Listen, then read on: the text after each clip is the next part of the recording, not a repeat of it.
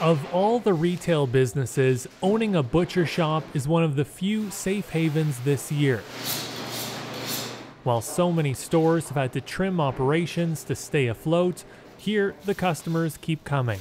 Business is good. I mean, I can't complain. I'm up slightly from last year.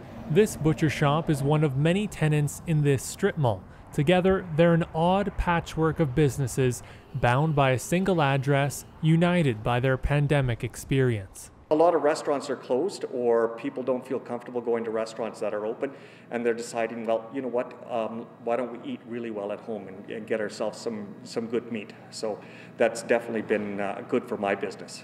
Next to the butcher is a vegan shop. Here, sales are down, staff reduced. But once a week, a table is set out with more than 100 takeout dishes for anyone, free of charge. Come and get it. Don't even questioning it. We've been doing that for the last 6-7 months now. Every Wednesday, you can come. Free food? Yeah, just every Wednesday, 2 to 4. Really? Yes. Yes. And why are you doing that? Because the people need it. At the French bakery, the beginning of the pandemic was tough, but the mall neighbors helped out by giving sage advice. Cut your hours and serve more frozen food so customers can buy fresh baking and pick up other treats to make it home later in the week. It seems that the years has passed fast, just doing the same thing, coming to work and home and work and home. In the early days, the distillery began producing hand sanitizer. Their first customers were the mall neighbors, who were struggling to find enough supply. It's been a lot of ups and downs. It was scary at first. Fortunately, that helped, but definitely we're feeling the effects of COVID and the pandemic and the future uncertainty, definitely. On the other end of the strip mall, a different story. This gym is usually filled with children and teenagers learning the art of Brazilian Jiu-Jitsu, but now it's empty. The gym was forced to close for 3 months in the spring and lost more than a quarter of its members. It's déjà vu all over again, with the current lockdown likely stretching at least a few months.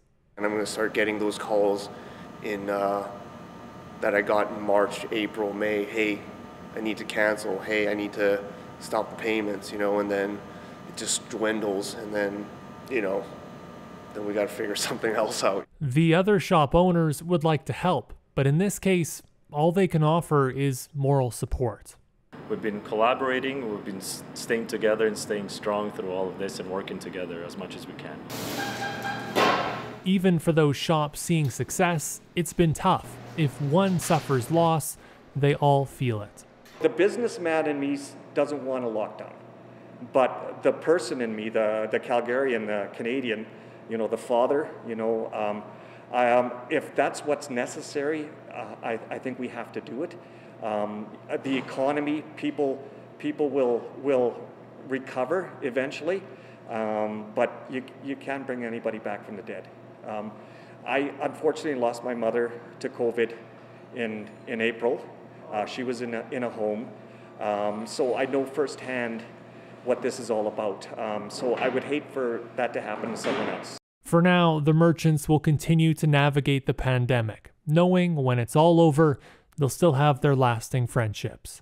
Kyle Bax, CBC News, Calgary.